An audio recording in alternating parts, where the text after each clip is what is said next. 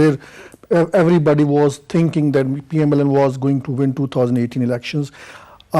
Situation is now fast changing. It may be the case, depending in what manner Prime Minister Nawaz Sharif is going to play his card. He is in a very critical situation, probably the most difficult situation he is in. Most difficult, I would say, in the sense that during General Pervez Musharraf's regime, situation was different because he had the sympathies of people, common people, because it was a military regime, his government was overthrown. Now it is a different situation, different in the sense that Prime Minister himself has given a legal undertaking to the Supreme Court that once any investigation is conducted by the Commission or maybe any other inquiry, he is going to step down. But if he is found guilty by any investigation. And then he has also given his word to the nation in his live television address.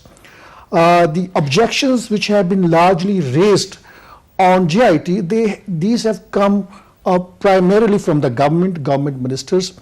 And frankly speaking, right, but you know, when we look at the report and we look at the reaction from it, that is, you know, that may be true. But even if you look at legally speaking, you know, if you take the legal opinion all around, you know, as like I said, you know, as more and more days go by, after, you know, the blunt reading of the report, you know, the main, so to speak, the salient point it highlights, you know, that fades. Most people, you know, there are issues with it. There are, whether they can be proved or not proved, you know, of course, the PMLN and the Prime Minister and his family have the right to prove them or you know, disprove them in court as the Supreme Court will take it up. That's also a fact. I think let's categorize the report into two parts. The first, I think, part of it probably in Supreme Court would be dealt on whether or not the Prime Minister can be disqualified on the basis of the contradiction that the JIT has come up with. And the second part is that on whether or not his case can be referred to the National Accountability Bureau for his trial on corruption and corrupt practices that is under the NAB law. Now, we have heard a lot of things from the government side that it is based on assumptions and the presumptions. A report has concluded many things on the basis of assumption and presumption. Now, you are herself, I mean, you are yourself as a lawyer, you understand the things that the NAB law actually deals with the assumption. There are legal presumptions that if the known sources of the income of any public office holder, in this particular case the Prime Minister, that means if he is tried and if he is investigated, it is he who will have to come up with a very solid evidence to disprove investigator and the court. If he fails, then the court will legally assume, and also by the way under the law of evidence, that he is guilty. Now in this case, I think JIT has done two things. It has made conclusions referring the NAB law, referring the law of evidence, and also very importantly that it has independently collected fresh evidence. It has retrieved evidence from the FIA, from the NAB, and presumably also from MI or maybe from the ISI.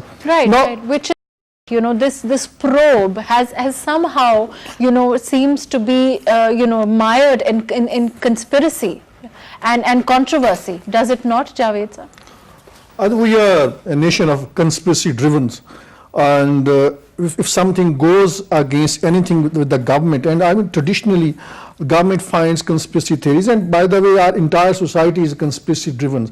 We try to find some point whereby we can satisfy ourselves that it is the fault of somebody else, not our fault, if something goes against us. And also controversy, definitely. And I think we need to look at the situation, why this case was handed over to the joint investigation, why the military was engaged in the investigation. That is extremely important. Why do you think so? I think it's not a matter of assessment, it is the judgment of the Supreme Court. But why not take it as in any other case of any other individual and, you know, take it like that? And why put the military, why put members of the inter-services intelligence? That I tell you why it has happened.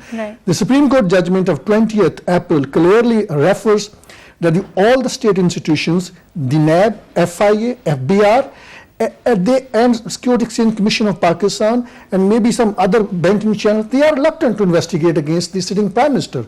And the impression was that in one way or the other, they are in league with the government and they are not ready to go for an independent probe.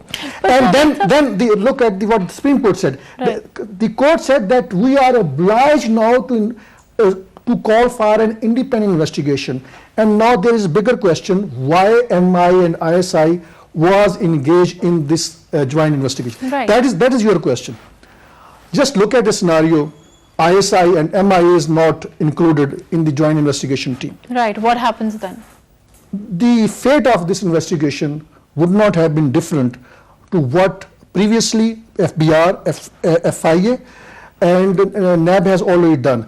NAB, you know that it has been at the heart of the controversy. It did not appeal against the judgment of Lahore High Court against the confession statement of Finance Minister, in which he had confessed that he was engaged in money laundering on the behalf of the Prime Minister. But that is a statement, by the way, which Hisardar Sahab has said that it should be made public, and he has no qualms about that being done at this time. And also, it was expunged from the record because of whatever technicality.